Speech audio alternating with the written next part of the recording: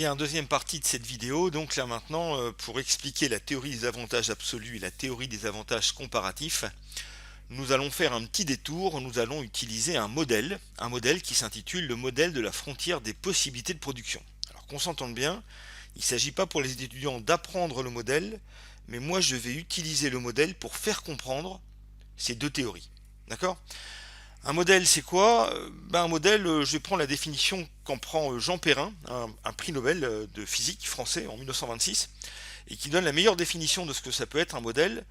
Un modèle sert à substituer au visible compliqué de l'invisible simple. Donc là, l'idée générale qu'il y a, c'est que parfois, quand on veut comprendre la réalité, quand on veut comprendre le monde est tellement complexe qu'on doit le simplifier, qu'on doit le modéliser. C'est un peu une maquette, si vous voulez. Une autre analogie que je peux faire, c'est une carte routière. Si vous regardez la carte de France, elle tient dans votre poche. Évidemment, la carte de France, ça n'est pas la France, on est d'accord. Le modèle, ce n'est pas la réalité, mais le modèle sert à s'orienter. C'est extrêmement pratique d'avoir une carte dans sa poche.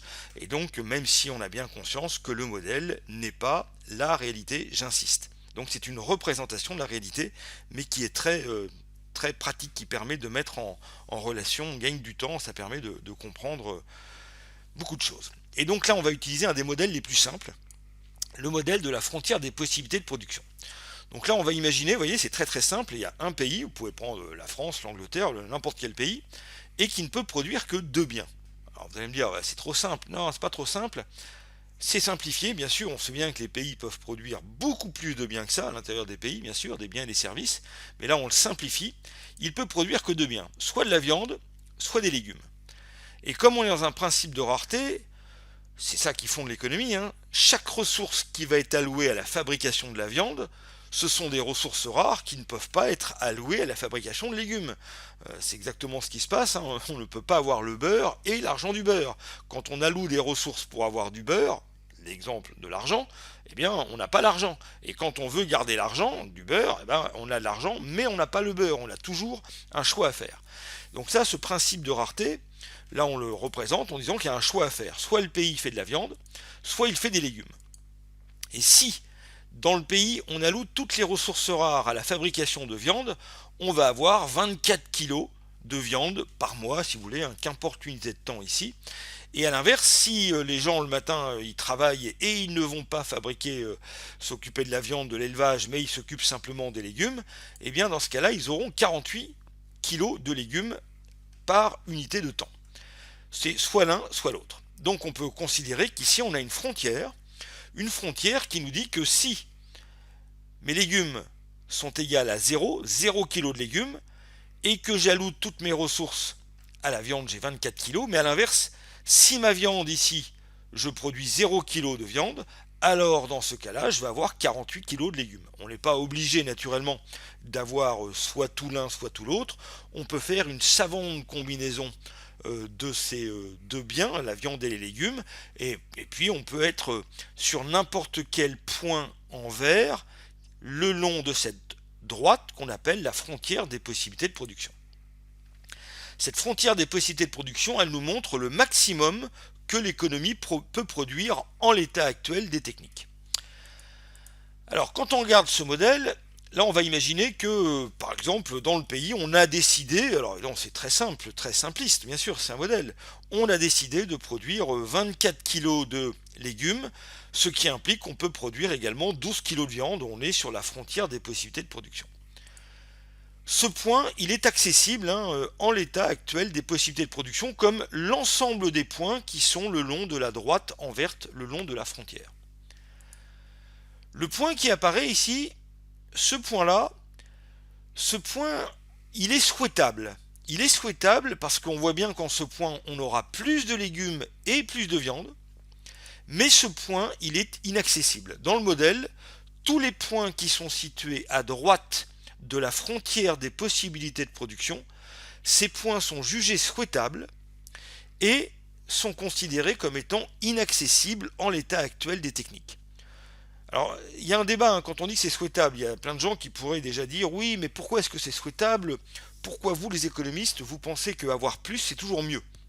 Alors ça c'est un vrai débat, ça c'est une vraie question, un vrai problème. Effectivement, un des fondements de la science économique, c'est de considérer dans un monde de rareté, avoir plus, c'est mieux que d'avoir moins. Ça se discute. Sur le plan individuel, c'est un débat philosophique quasiment. Voilà, moi je suis personnellement convaincu que l'accumulation n'est pas source de bonheur, j'en suis convaincu, mais je constate qu'au niveau collectif, il vaut mieux avoir un problème de gestion des excédents que d'un problème de gestion des pénuries. Voilà, de deux mots, choisir le moindre. Donc voilà, donc je vais pas refaire la science économique dans ce tuto, mais voilà, c'est un principe qui fait que ce point, je le répète, il est souhaitable parce qu'on aura plus de viande et de légumes, mais il est inaccessible en l'état actuel et technique. Le point qui apparaît ici, alors là, ce point, il est accessible.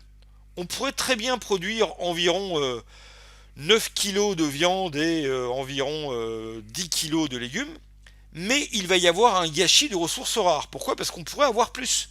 On sent bien que si on a ce point-là, on n'est pas au maximum de notre frontière des possibilités de production. Donc ici, ce point est un point où il y a du gâchis des ressources rares. Et donc on peut considérer que la France, par exemple, est à gauche de sa frontière des possibilités de production. Alors, qu'est-ce qui m'autorise à dire ça? Tout simplement, il y a environ 2,8 millions de chômeurs en France, au moment où je parle, en 2020, et donc ça risque d'augmenter. Donc c'est un véritable gâchis de ressources, des gens qui veulent travailler, qui ont des bras, des tripes, un cerveau, etc. Ils veulent travailler, ils veulent produire de la richesse, et ils ne peuvent pas. On peut très bien imaginer que si toutes ces personnes pouvaient travailler, on peut très bien imaginer qu'on produirait plus, et que ce petit point vert, il irait au maximum sur la frontière des possibilités de production. Bon, donc le modèle il est très simple, hein, on a deux axes, le beurre et l'argent du beurre, la viande et les légumes, et puis on a compris que quand on était le long de l'axe ici qu'on appelle la frontière des possibilités de production, notre économie est à l'optimum, il n'y a pas de gâchis. Et ce qu'on aimerait, c'est avoir le maximum, et on aimerait passer de ce point-là, par exemple, à ce point-là. C'est ce qu'on va appeler, par exemple, la croissance économique. Bon, alors une fois qu'on a compris ce modèle, on va approfondir un petit peu la signification de la pente de la droite.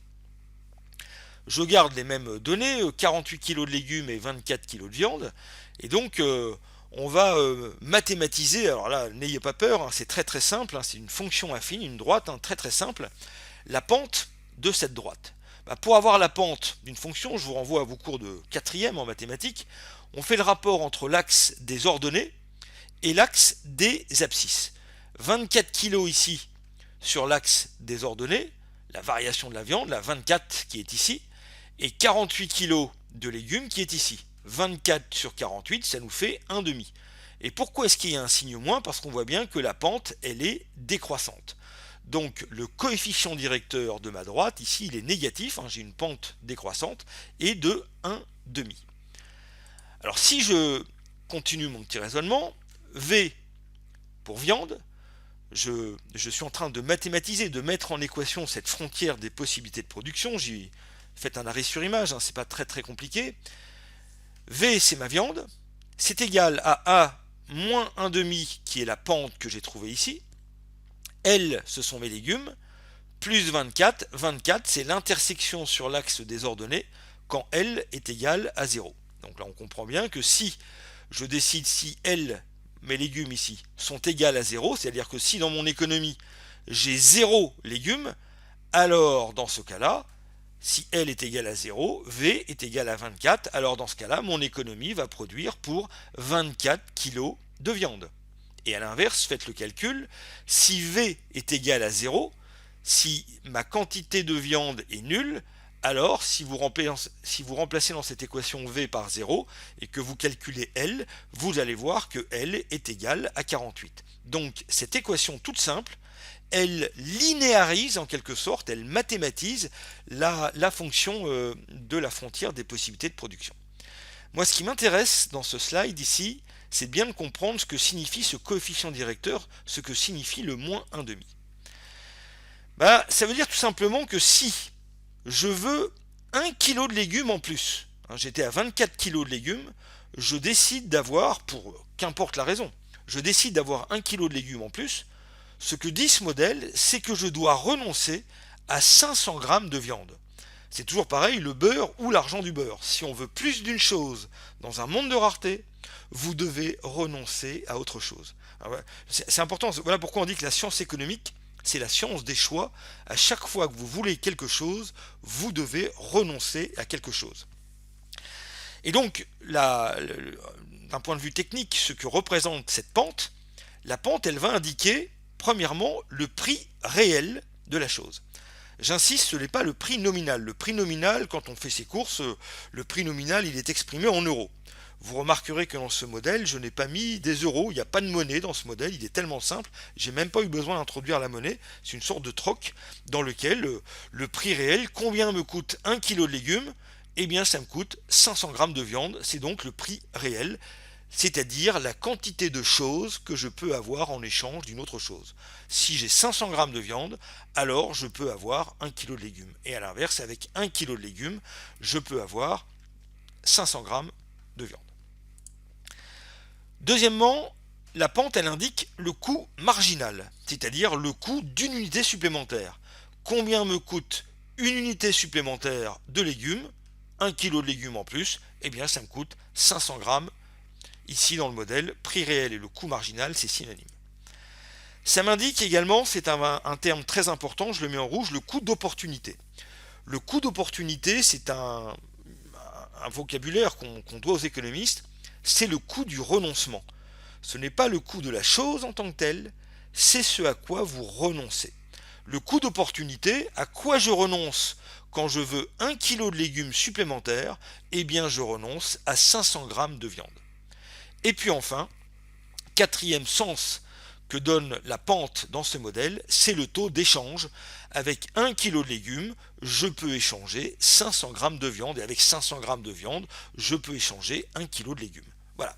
Donc dans ce modèle, je vais terminer pour cette première présentation. On va utiliser ce modèle un petit peu dans un autre tuto, mais le modèle ici, il représente cette rareté et cette nécessité de faire de choix. Je vous laisse quelques instants pour bien digérer la signification de cette pente. Nous en aurons besoin dans la prochaine vidéo. A tout de suite.